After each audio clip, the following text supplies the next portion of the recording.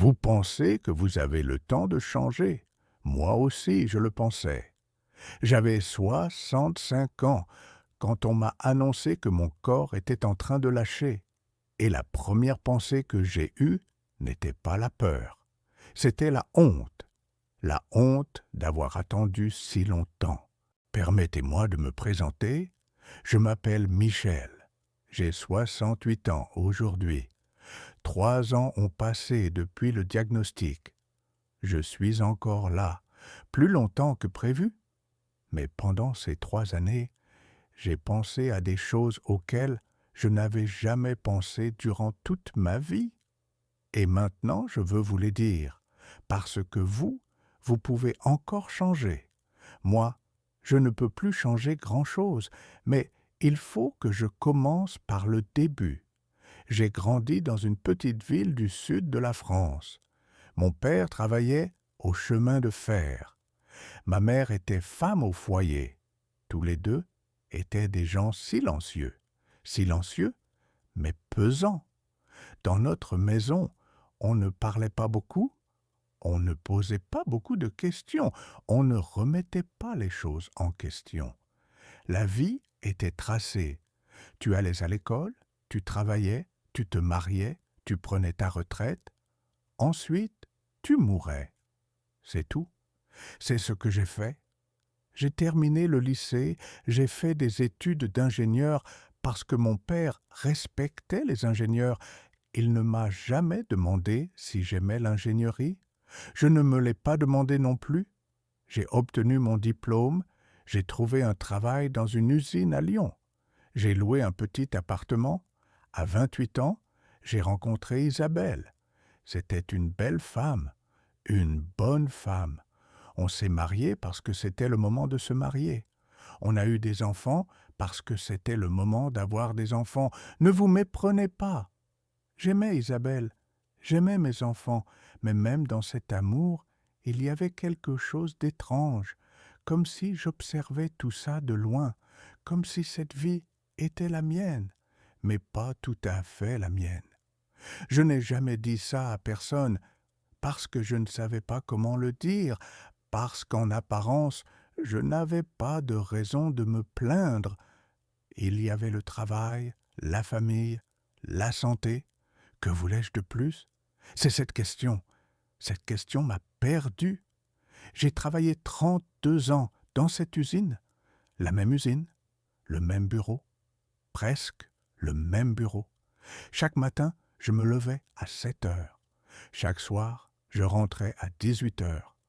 Le week-end, je m'occupais du jardin parce qu'il fallait s'occuper de quelque chose. Pendant les vacances, on allait à la mer, parce que tout le monde allait à la mer.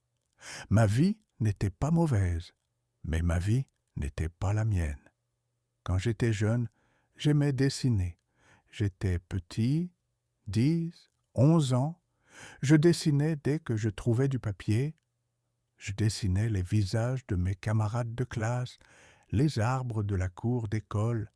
J'avais un professeur, Madame Fourier, qui m'avait dit « Tu as quelque chose en toi ». Mais personne n'a nourri cette chose.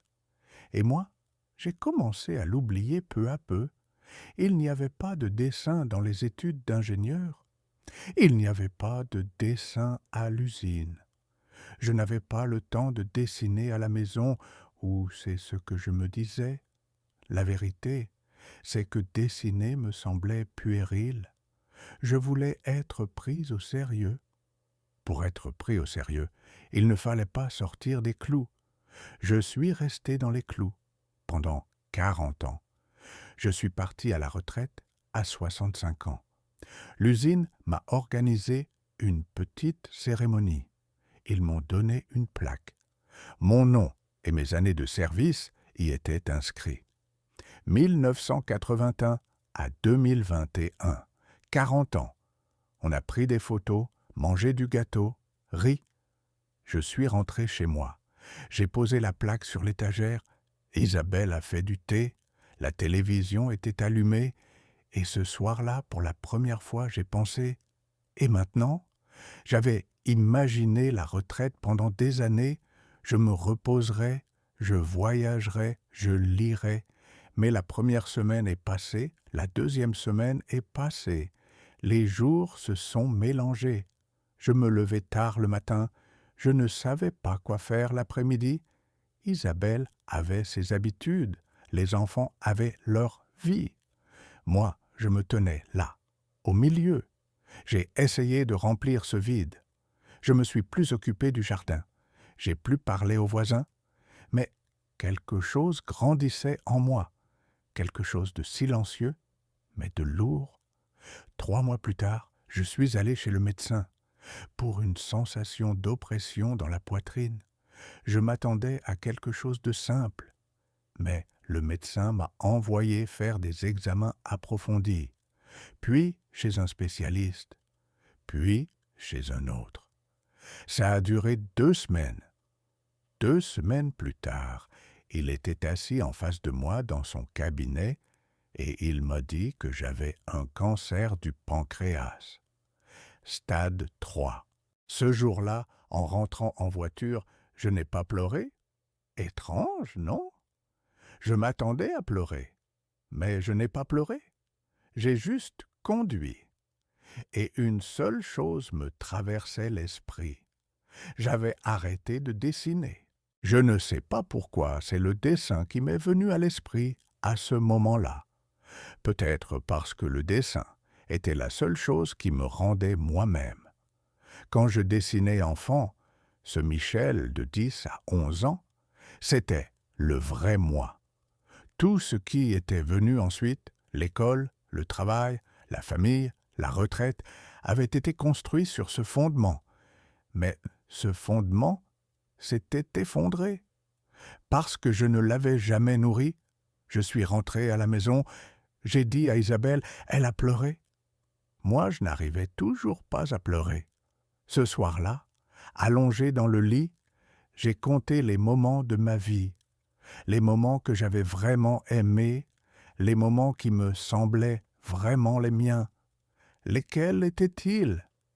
Les matins où j'emmenais mes enfants à l'école quand ils étaient petits, les soirées des premières années avec Isabelle, sans argent, dans un petit appartement, à écouter de la musique en mangeant, et ces moments silencieux dans la classe de Madame Fourier quand je posais le crayon sur le papier. C'était tout. Le compte a été vite fait. J'ai commencé le traitement, chimiothérapie, radiothérapie. C'était difficile, mais quelque chose s'est passé pendant cette période. Un jour, j'étais assis dans la salle d'attente de l'hôpital, une vieille revue à la main, et j'ai commencé à dessiner dans les marges. Une infirmière est passée et a regardé. « C'est beau », elle a dit. « Continuez ». Ce jour-là, je suis rentré chez moi et j'ai demandé un cahier à Isabelle. Un cahier blanc, tout simple. Le lendemain matin, je me suis levé, j'ai pris mon café, je me suis assis à la table et j'ai commencé à dessiner. J'ai dessiné la lumière du matin. J'ai dessiné l'ombre de la fenêtre. J'ai dessiné les mains d'Isabelle. Je n'avais pas dessiné depuis 55 ans. Les mains s'en souvenaient encore. Depuis ce jour-là, je dessine chaque matin. Ça fait 2 ans et demi. Isabelle a acheté un grand album. Je l'ai rempli. J'en ai commencé un deuxième. Quand mes enfants viennent, ils regardent mes cahiers. Ma fille m'a dit la semaine dernière, « Papa, je ne savais pas que tu avais ça en toi. Moi non plus, je ne le savais pas.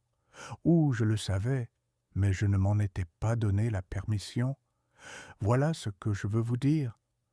Vous avez peut-être perdu une partie de votre vie, 20 ans, 30 ans, peut-être plus, pour répondre aux attentes des autres, pour prendre les chemins sûrs, pour être pris au sérieux. Vous ne pouvez plus changer ça. Ces années sont parties, mais vous êtes là, maintenant. Et maintenant, vous avez encore vos mains, des mains qui se souviennent encore, d'une chose que vous aimiez enfant, d'une chose qui vous rappelle qui vous êtes. Moi, j'ai appris ça à 65 ans, avec un diagnostic de cancer. J'aurais voulu l'apprendre plus tôt, mais au moins je l'ai appris. Vous pouvez l'apprendre plus tôt. Vous n'avez pas besoin d'être malade pour ça. Vous n'avez pas besoin d'attendre une crise. Il vous suffit de vous poser cette question, cette vraie question. Qui avais-je voulu être? Et ensuite, quand vous entendez la réponse, cette fois, ne pas la faire taire. Ce matin, Isabelle m'a apporté du café. Elle l'a posé sur la table, à côté de mon cahier. Elle n'a rien dit, elle a juste regardé. Dans ce regard, il y avait 40 ans, 40 ans d'erreurs, de silence, d'occasions manquées, mais aussi 40 ans d'être encore là, d'être encore côte à côte. Parfois, arriver en retard vaut mieux que ne jamais arriver. J'ai appris ça dans les couloirs d'un hôpital. Vous pouvez l'apprendre aujourd'hui. Prenez votre café, asseyez-vous et demandez-vous, qui aviez-vous vraiment voulu être? La réponse est encore là, elle attend.